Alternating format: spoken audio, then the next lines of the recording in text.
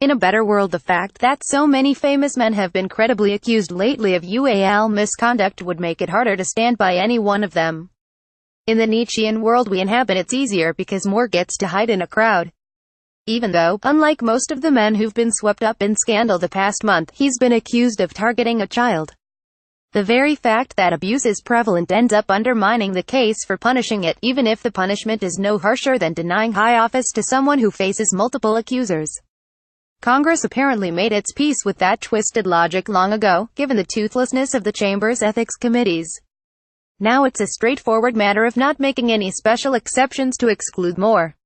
President Donald Trump's decision to embrace Roy Moore on Tuesday was rooted in several factors, but one of the biggest, the noise and confusion from a recent tidal wave of UAL harassment and misconduct allegations from Hollywood to media to politics. It made it easier and easier to stick with Moore, a Republican source close to the White House said. Since then, it's become much harder to tell who the bad guy is, said a Republican close to the White House, noting that the allegations against Democratic Sen.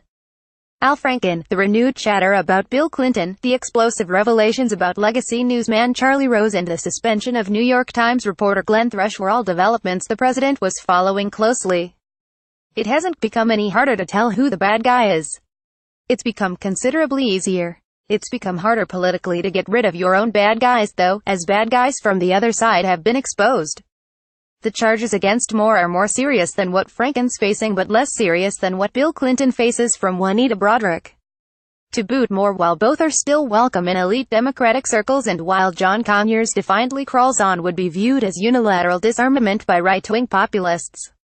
Besides, as CNN rightly notes, Trump doesn't have the juice politically anymore to push Moore out of the race, assuming he ever did. If he could have forced the Alabama GOP to replace Moore by retracting his endorsement, he might have considered that as a price worth paying to demonstrate his raw political power. But primary voters slapped him hard by choosing Moore over his candidate, Luther Strange, and now Trump is afraid to cross Moore again. If he tells him to drop out and Moore says no, Trump looks weak. He'd rather stand with an accused child molester, knowing his base will stand with them, than look weak. There's another reason he's reluctant to dump Moore. How does he do that when he was in a similar situation a year ago?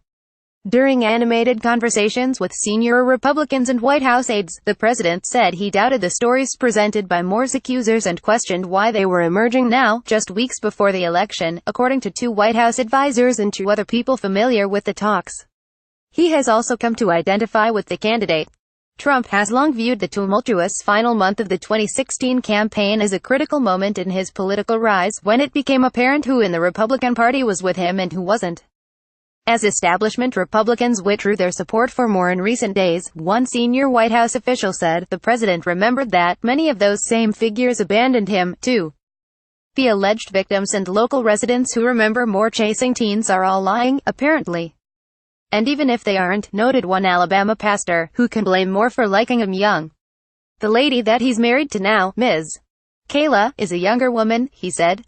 He did that because there is something about a purity of a young woman, there is something that is good, that's true, that's straight, and he looked for that. Moore's totally innocent of these scurrilous charges, and even if he isn't, he hasn't done anything wrong. His opponent, Doug Jones, is killing with him ads over the scandal, releasing the one below today, but the latest poll brings some good news for Moore. He's up 2 points, the first survey in a week to show him ahead. The bad news is that the same pollster had him up 6 points against Jones a week ago. He's losing ground, even in the polls that give him an edge.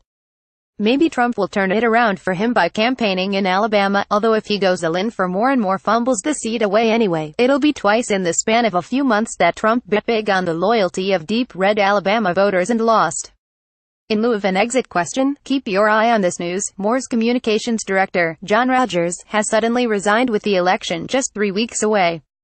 That's unusual at this stage and suggests a profound difference of opinion internally on what the campaign should be doing ethically, maybe, to respond to the allegations against Moore. What happened behind the scenes that bothered Rogers so much he felt obliged to quit? It's probably not a pay dispute, as Moore has been flush with cash ever since the scandal erupted. You molested me when I was 14, and you usually assaulted me when I was 16, usually aren't big moneymakers when they're tossed at political candidate, but that's how partisan donors roll now. A moral pic.twitter.com 92 chemic 3y, Doug Jones at Douglas Jones November 22, 2017.